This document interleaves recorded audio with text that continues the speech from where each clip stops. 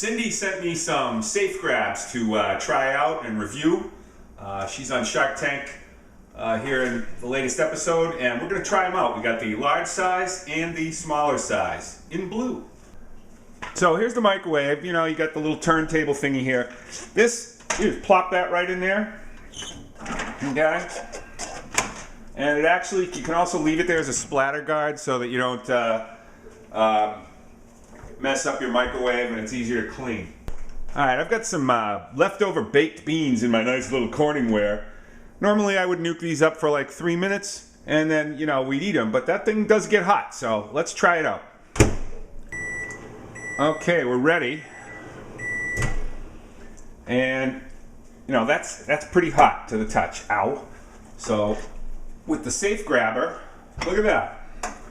I can pick it up and it's not hot. From microwave to table, and there we are. Now that's still a little hot. I'm going to use my other one to take it off. And there's my beans. Now when I'm done, if I didn't have Corningware, if this was just a regular bowl, that I could store it just like that.